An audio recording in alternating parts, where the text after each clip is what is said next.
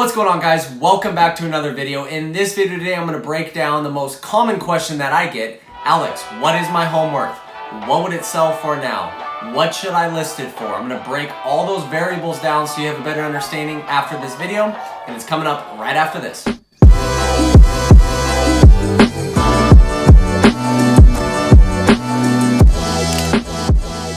Welcome back to the YouTube channel that's all about real estate. Thanks for tuning in again for another video. I post at least one video a week, so if you haven't already, hit that subscribe button down there. And also hit that notification bell so you get notified when I post new videos so you don't miss out on any new content. Now on to the video you're waiting for. What is your home worth? I'm going to break down the three variables that I use in the business and that I found to be the best way to arrive at market value for your property. Before I start, let me just say this. It takes a true professional, someone with market knowledge, hyper-local market knowledge, to come up with the market value of your property. So if you're not utilizing a professional real estate agent, and I'm not talking about your friend Aunt Sandy who does one or two deals a year, I'm talking about someone who does this full-time, who is making a substantial amount of income, does 20, 30, 40, 50, 100, 200 transactions a year, and they've proven themselves in the marketplace and have a track record,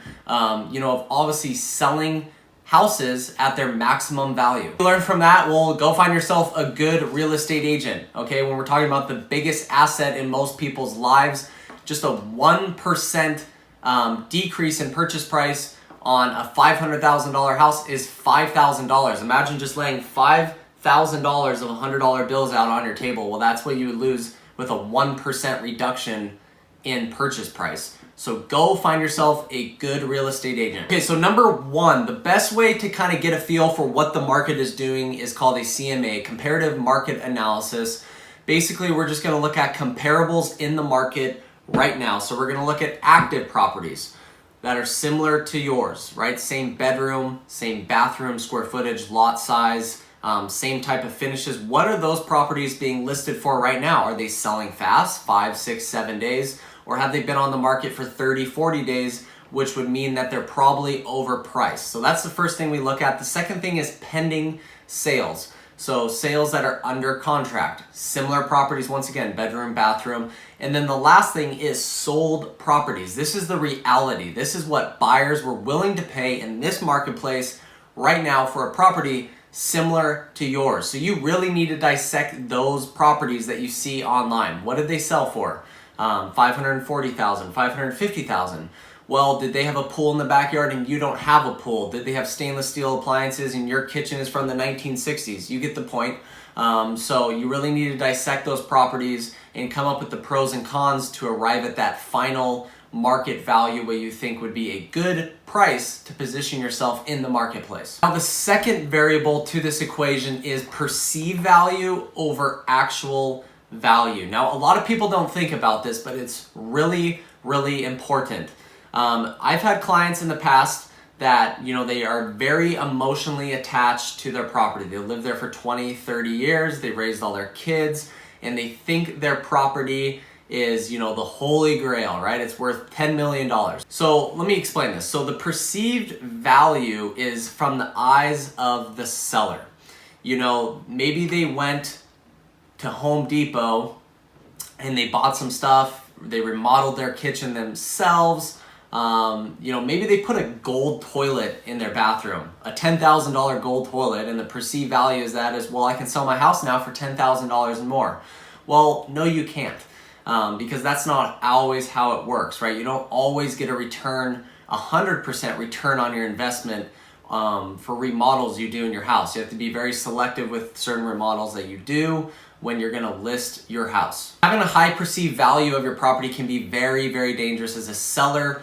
Trust me from personal experience, there's been properties $200,000, $300,000, $400,000 overpriced. There's no explanation to why the property is priced why it is, only because the seller thinks it's worth $500,000 more when the same property with the same amount of bedroom, bathroom, same view, whatever it might be, is listed for $300,000 less and just sold in a month, right? So if you're that type of seller out there, you really have to associate yourself with the property. emotionally disconnect from the property, and sit back and be like, here's the data points. Here's the properties that have sold.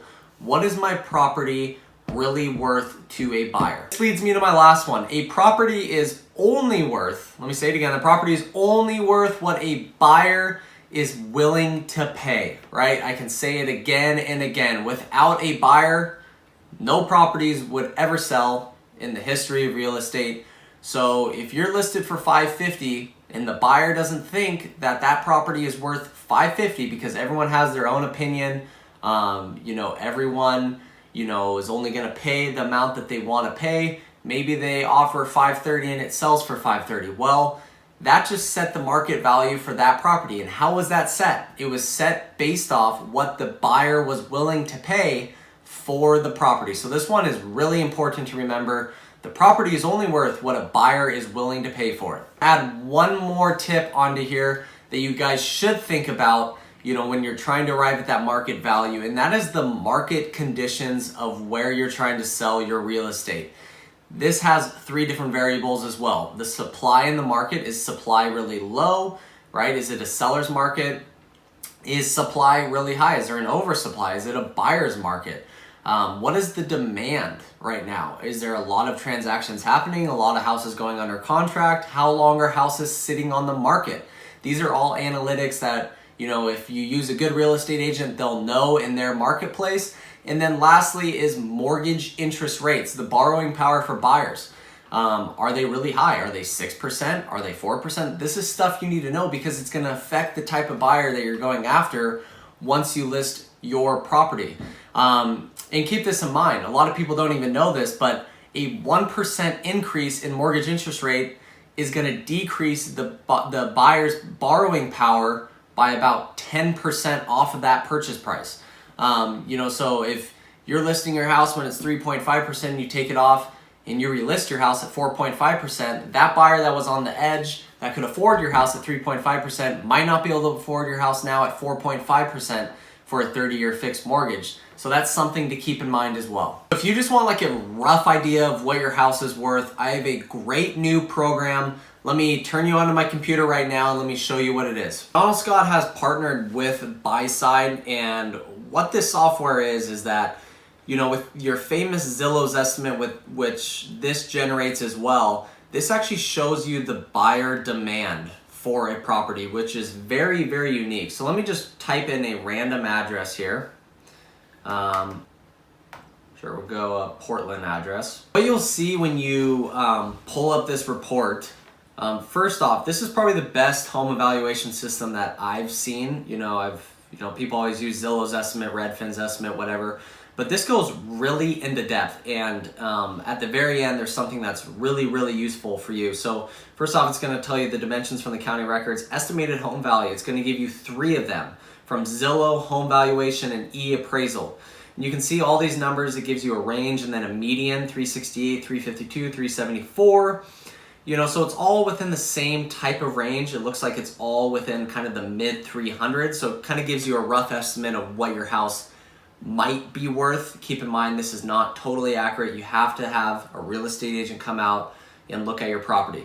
Now, this is really what I want to talk about. So it says buyer heat map. This is actually showing live analytics that they've compiled together where all the transactions are happening. And you can see very active areas, active. So there's a lot of activity, a lot of pending transactions happening in this area.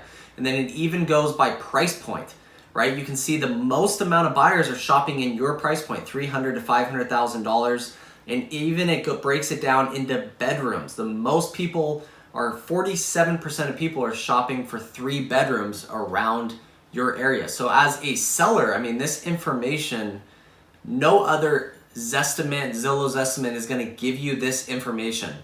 And also, what it's going to show you is all of the agents that have set up property tracker accounts for their clients with this criteria, the same as your house. So these buyer IDs are actual buyers in the marketplace right now, possibly waiting for your house to hit the market. This is what we call the backlog of buyers, right? There's always a ton of buyers waiting for your property, your specific property with bedroom, bathroom, square footage, location to hit the market.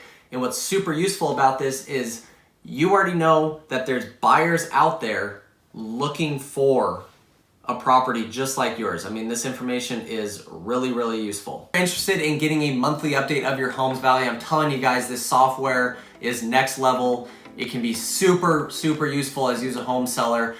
Shoot me your address and your email address down there in the bio. My business email is down there in the description. I have probably 400 people plugged into this system and they all love it. They all receive a updated monthly email of their updated housing price. So that you can kind of keep track of, is your housing price going up? Is it going down? Is it staying the same? Super useful information out there for all the sellers out there. So hopefully you guys like this video. Stay tuned for the video coming next week and we'll see you guys there. Always, thanks for tuning in and we'll see you guys then. Thanks.